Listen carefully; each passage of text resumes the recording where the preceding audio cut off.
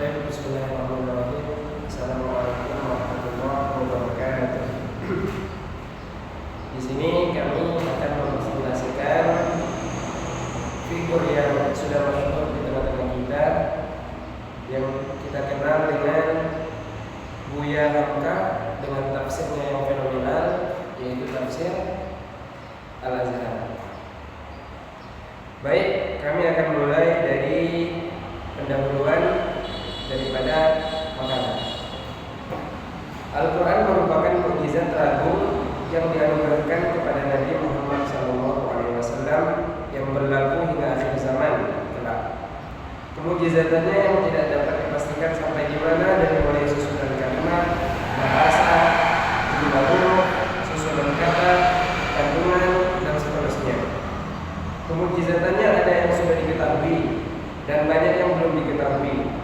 Siapapun yang memperhatikannya, ia akan menemukan begitu banyaknya keajaiban yang ada di dalam Al-Quran. Adapun seluruh kebutuhan manusia, semuanya terdapat di dalam Al-Quran. Baik itu segala problematika yang dihadapi manusia, solusinya sudah dipecahkan dalam Al-Quran. Al-Quran akan menuntut siapa saja yang komitmen mengikutinya menuju kehidupan yang lebih bahagia, baik di dunia maupun di akhirat. Apalagi bagi masyarakat muslim, mereka tidak akan pernah bisa terlepas daripada Al-Quran.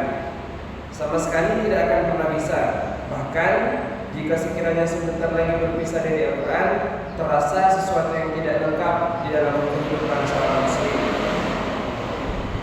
Selanjutnya kami langsung akan membahas biografi daripada figur yang akan kami bahas, yaitu Buya Hamka itu sendiri. Adapun biografi beliau, kami ringkaskan. Ketika kaum muda Minang sedang gencar-gencarnya melakukan gerakan pembaharuan di Minangkabau, maka ketika itu Haji Abdul Malik Karim Abdullah, yang lebih dikenal dengan panggilan Buya Hamka, yang merupakan salah satu putra terbaik Minangkabau, dilahirkan di Tanah Sirah, Desa Sungai Banar, di tepi Danau Minanjau, Sumatera Barat. Tepatnya pada tanggal 17 Februari 1908 Masehi atau 14 Muharram 1326 Hijriah. Ayah daripada Buya Hamka dikenal dengan sebutan Haji Rasul, termasuk keturunan Abdul Arif gelar Tuanku Paut Pariaman Nantuo, salah seorang pahlawan Paderi yang juga dikenal Haji Abdul Ahmad. Hamka juga merupakan salah seorang ulama terkemuka yang dalam 3 serangkai, yaitu Syekh Muhammad Jamil Jambe, Dr. Haji Abdullah Ahmad, dan Hamka yang menjadi pelopor gerakan kaum muda di Minangkabau, Provinsi Sumatera Barat. Keulamaan predikat yang telah diwarisi oleh Hamka secara genealogis ikut ditanamkan oleh andung nenek kepadanya lewat cerita 10 tahun menjelang tidur. Cerita itu serta aktivitas ayahnya sebagai seorang ulama besar di zamannya. Beliau juga mengawali pendidikannya dengan belajar membaca Al-Quran di rumah orang tuanya sampai khatam Al-Quran. Pada tahun 1916, ketika Zainuddin Labai El-Yunusi mendirikan sekolah diniyah di Pasar Usang Padang Panjang, Hamka dimasukkan oleh ayahnya ke sekolah ini. Pagi hari Hamka pergi belajar ke sekolah desa, sore hari belajar ke sekolah diniyah yang baru didirikan, dan malam hari belajar mengaji. Seperti itulah aktivitas keseharian daripada figur yang sedang kita bahas, yaitu Buya Hamka. Lanjut, pada tahun 1918, di saat baru berusia 10 tahun, beliau pada waktu itu sudah dihitan di kampung halamannya, atau bahasa kita disunat, meninjau, dan di waktu yang sama ayah Hamka kembali dari perlawatan pertamanya ke Tanah Jawa. Surau Jembatan Besi, tempat Syekh Abdul Karim Abdullah memberikan pelajaran agama dengan sistem lama, diubah menjadi madrasah yang kemudian dikenal dengan nama Tawalib School. Adapun keadaan beliau dalam belajar yang diterapkan seperti di Tawalib School itu memang tidaklah menarik, karena keseriusan belajar tidak tumbuh dari dalam, tetapi dipaksakan dari luar. Hal ini yang kemudian membuat Hamka melakukan pelarian sesuai dengan gejolak jiwanya yang sedang mencari jati diri.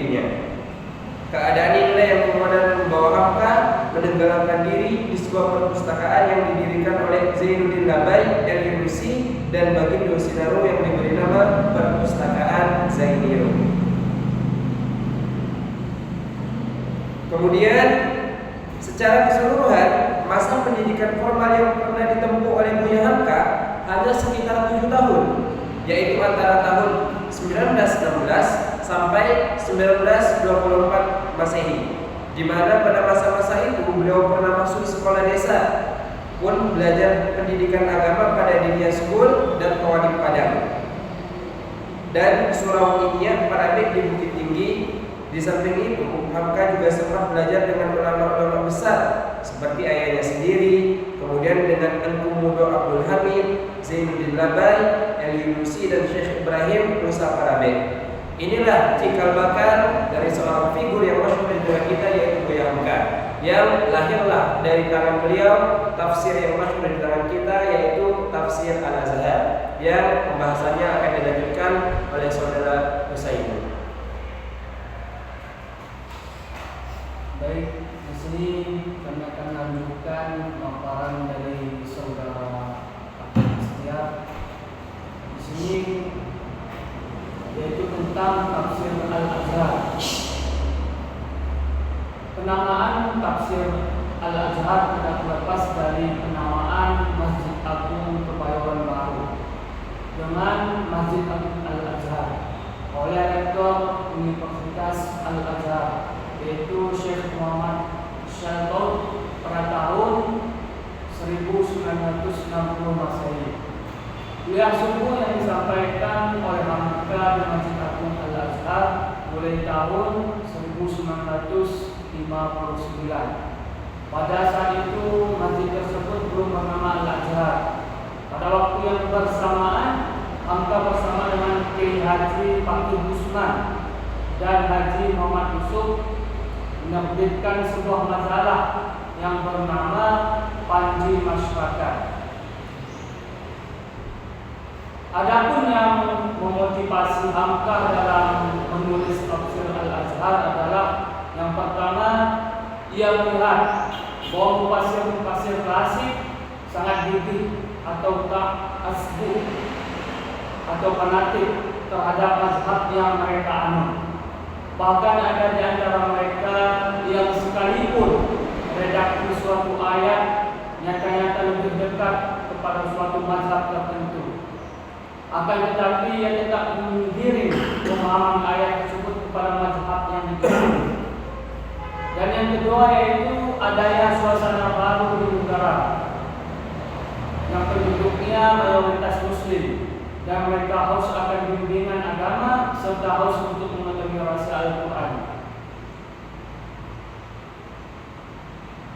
Ia meninggalkan sebuah pustaka yang semoga mempunyai harga untuk ditinggalkan bagi bangsa dan umat Muslim yang ada di Indonesia. Dan yang keempat, hendak memenuhi sebaik-baik husnul adzan atau baik sangka Al-Azhar dan hutang budi yang mendalam padanya, yang telah memberikan penghargaan yang begitu tinggi, yaitu gelar doktor honoris causa. Ketika izin terbit Panji Masyarakat dicabut, caci dan fitnah kaum komunis terhadap kegiatan Hamka di Masjid Al-Azhar semakin meningkat. Beruntunglah Jenderal Sudirman dan Kolonel Mukhlas Rawi diupayakanlah penerbitan majalah Ummah Islam. Pimpinan formal Ummah Islam adalah JS dan KMS, sedangkan pimpinan aktifnya adalah Hamka. Ceramah-ceramah Hamka seusai sholat subuh di Masjid Al-Azhar yang membahas tafsir Al-Quran secara teratur dianut dalam majalah tersebut, dan hal itu berlangsung hingga Januari 1964 Masehi. Pada hari Senin 27 Januari 1964 bertepatan dengan tanggal 12 Ramadan 1383, setelah Hamka memberikan pengajian di depan kurang dari 100 kaum ibu di Masjid Al-Azhar, ia ditangkap oleh penguasa Orde Lama. Kemudian ia dimasukkan ke dalam tahanan sebagai tahanan politik Dia ditempatkan pada beberapa rumah peristirahatan di daerah puncak, yaitu Bungalow Herlin, Harjuna Mesbimok,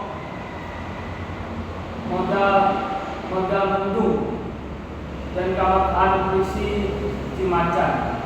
Di rumah tahanan tersebutlah ia memiliki kesempatan yang memadai untuk menulis tafsir Al-Azhar. Namun demikian, ketika kesehatannya mulai menurun, ia dipindahkan ke rumah sakit Persahabatan Rawamangun, Jakarta. Selama di rumah sakit tersebutlah ia meneruskan penulisan tafsirnya, yaitu tafsir Al-Azhar. Setelah kejatuhan Orde Lama dan bangkitnya Orde Baru di bawah pimpinan Soeharto dan kekuatan PKI telah ditumpas. Saat itulah ia dibebaskan dari tuduhan pada tanggal 21 Januari 1965. Menemukan kembali kebebasannya setelah mendekam dalam tahanan selama kurang dari 2 tahun, dengan tahanan rumah 2 bulan dan tahanan kota 2 bulan, total 2 tahun 2 bulan. Dan penerbitan dan cetakan tafsir Al-Azhar untuk pertama kalinya dilakukan oleh penerbit pembimbing masa pimpinan Haji Mahmud, yaitu menyelesaikan penerbitan dari juz 1 sampai juz 4, lalu diterbitkan juga juz 15 dengan juz 30 oleh Pustaka Islam Surabaya. Akhirnya Yayasan Nurul Islam Jakarta menerbitkan juz 5 sampai dengan juz 14. Baik, selanjutnya kita akan masuk ke pembahasan inti, yaitu contoh daripada ayat-ayat Al-Quran yang ditafsirkan oleh Buya Hamka itu sendiri dalam tafsir Al-Azhar yang akan dipaparkan oleh saudara kami Bagas Umar. Baik, saya akan meneruskan presentasi pada pagi hari ini, yaitu tentang metodologi tafsir Al-Azhar. Yang pertama, jenis penafsiran, yaitu anwa'ul tafsir.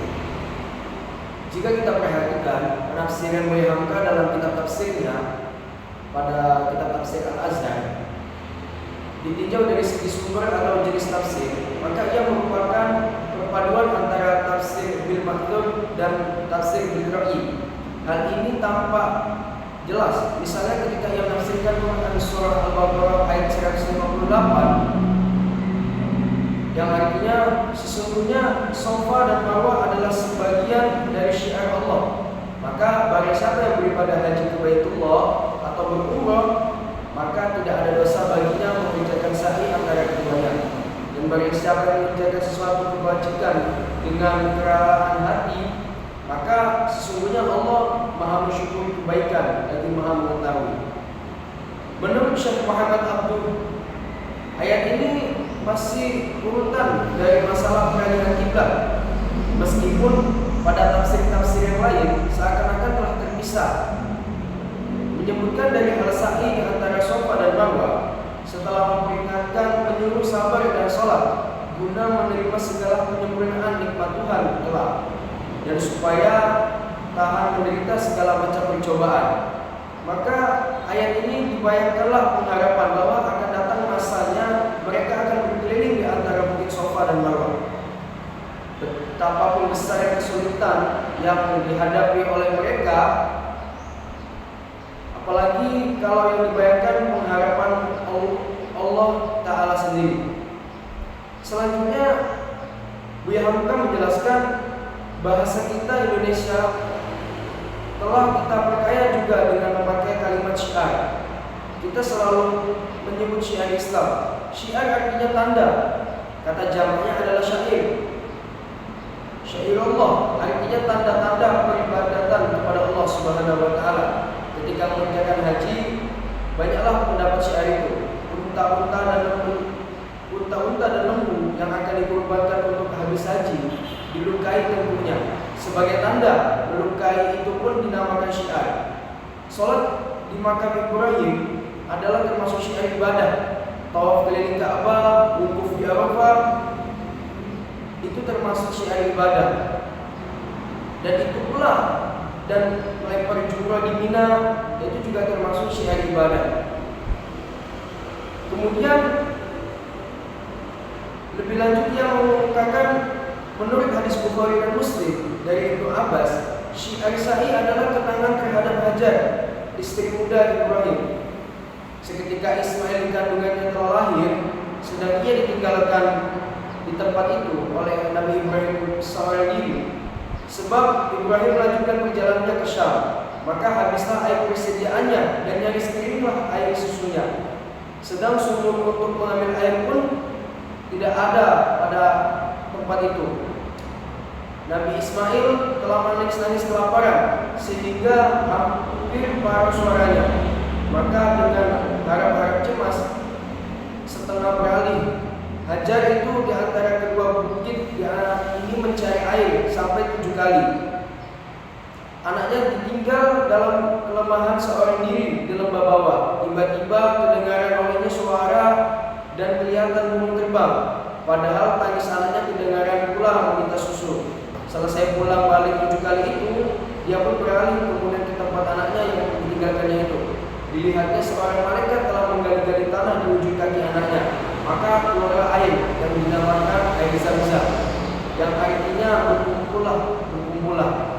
Penafsiran Hamka terhadap Quran Surah Al-Baqarah ayat 158 ini dijelaskan mengindikasikan perpaduan tafsir bil-ra'i dan tafsir bil-ma'thur, di mana ia memulai penafsirannya dengan menjelaskan munasabah ayat dengan menyebutkan Muhammad Abdu, kemudian menjelaskan kosakata syair secara rasional. Setelah itu yang menjelaskannya dengan hadis Rasulullah. Akan tetapi ada penafsiran yang lebih dominan dalam tafsirnya adalah bil-ra'i karena pemikirannya, maka itulah kemudian bidang klasifikasikan tafsir Al-Azhari sebagai tafsir yang menggunakan bentuk bil-ra'i pemikirannya. Yang kedua, tafsir Al-Azhari ini menggunakan metode tahlili dalam tafsiran ayat-ayat Al-Quran. Tahlili adalah metode yang mufassirnya berupaya untuk menjelaskan kandungan ayat-ayat Al-Quran dari berbagai isi dengan memperhatikan urutan ayat-ayat Al-Quran sebagaimana yang termaksud dalam mushaf. Hal itu jelas pada penafsirannya terhadap Al-Quran surah At-Tariq ayat 11. Wihamka menafsirkan dengan sekali lagi Allah bersumpah dengan langit sebagai makhluknya, demi langit yang mengandung hujan. Langit yang dimaksud di sini tentulah yang di atas kita. Sedangkan di dalam mulut kita yang sebelah atas kita namai langit-langit. Dan tabir sutera yang warna-warni yang dipasang di sebelah atas hingga sana raja atau di atas pelaminan tempat mempelai dua seseorang bersanding dinamai langit-langit jua. Mengenai penafsiran Hamka tersebut di atas, dapat dipahami bahwa Hamka menggunakan metode analisis sehingga peluang untuk memaparkan tafsir yang rinci dan memadai menjadi lebih besar. Untuk menjelaskan kata langit, ia mengkolekkan dengan langit-langit yang terdapat dalam rongga mulut dalam langit-langit yang terdapat pada pelaminan, dan bahkan langit-langit yang terdapat pada istana raja. Kemudian menjelaskan bahwa langit terkadang juga dilambangkan sebagai ketinggian dan kemuliaan Tuhan. Yang ketiga, corak penafsiran. Corak yang mendominasi penafsiran Buya Hamka adalah al-adab al-ijtimai, di mana ia senantiasa merespon kondisi sosial masyarakat dan mengatasi problem yang timbul di dalamnya. Maka jelas ia memakai corak adab al-ijtimai, yaitu penafsiran yang menerangkan petunjuk ayat Al-Quran yang berhubungan langsung dengan kehidupan masyarakat dan berupaya untuk menanggulangi masalah-masalah mereka dengan mengedepankan petunjuk-petunjuknya. Setelah kami paparkan tentang biografi daripada Buya Hamka itu sendiri, kemudian tafsirnya yang fenomenal yaitu tafsir Al-Azhar, kemudian dilanjutkan dengan contoh daripada tafsir Al-Azhar yang dikutip daripada ayat Al-Quran yang sudah dijelaskan oleh saudara Bagas tadi. Selanjutnya kami akan membahas tentang sistematika penyusunan tafsir Al-Azhar. Sebuah kemudahan yang didapatkan sebab Hamka menyusun tafsir penafsiran ayat demi ayat dengan cara pengelompokan pokok bahasan sebagaimana tafsir Sayyid Qutb dan atau Al-Baghawi. Bahkan terkadang beliau memberikan judul terhadap pokok bahasan yang hendak ditafsirkan dalam kelompok ayat tersebut. Kami kasih contoh, misalnya dalam menafsirkan ayat-ayat awal dari surah Al-Baqarah, beliau mengelompokkan ayat 15 dan memberikan judul takwa dan iman sebelum memberi penafsirannya terhadap ayat-ayat tersebut. Adapun ayat 813 serta ayat 1430 dari surah yang sama diberi judul nifaq dan nifaq 1 dan nifaq 2. Tafsir ini juga memberi perhatian terhadap munasabah korelasi antar ayat yang hampir mencakup seluruh ayat yang ditafsirkan. Misalnya terdapat di dalam surah Al-Baqarah ayat 156 dan 157 yang berbunyi A'udzubillahi minasyaitonirrajim alladzina idza asabatuhum musibah qalu inna lillahi wa inna ilaihi raji'un. Artinya yaitu orang-orang yang apabila menimpa kepada mereka suatu musibah, mereka berkata, sesungguhnya kita ini dari Allah dan sesungguhnya kepadanya kita semua akan kembali. Ucapan yang begini mendalam tidaklah akan keluar dari dalam lubuk hati kalau tidak menempuh latihan. Kabar kesukaan apakah yang dijanjikan buat mereka. Kemudian Allah melanjutkan, ulaika alaihim shalawatun min rabbihim rahmah wa ulaika humul muhtadun. Yang artinya mereka itu akan dikaruniakan atas mereka anugerah-anugerah dari Tuhan mereka dan rahmat. Apabila seseorang yang ditimpa musibah kemudian ia bersabar dan mengucapkan inna lillahi wa inna ilaihi raji'un, dalam ayat selanjutnya mereka itu akan dikaruniakan atas mereka anugerah dari Tuhan mereka dan rahmat. Akhirnya kita sampailah pada kesimpulan daripada pemaparan yang sudah kami jelaskan, yaitu mencermati apa yang telah dipaparkan di atas, maka dapat disimpulkan bahwa tafsir Al-Azhar adalah tafsir yang disusun oleh seorang yang bernama Profesor Dr. Hamka yang dimulai ditulis sejak tahun 1959, lalu disampaikan dalam bentuk kuliah subuh di Masjid Al-Azhar dan diselesaikannya atau ditulis di penjara dengan penuh kesabaran, ketabahan dan mujahadah pantang menyerah dari 27 Januari hari masuknya di penjara hingga 21 Januari 1964 hari keluarnya dari penjara, yakni dari akhir Orde Lama hingga Orde Baru, kurang lebih 6 tahun yang berjumlah 30 jilid. Tafsir ini disusun dengan menggunakan perpaduan antara jenis tafsir Al-Ma'thur dengan tafsir Al-Ra'i, metode tahlili, laun corak adab al-ijtimai dan mazhab salaf dan qadariyah. Mungkin itu yang bisa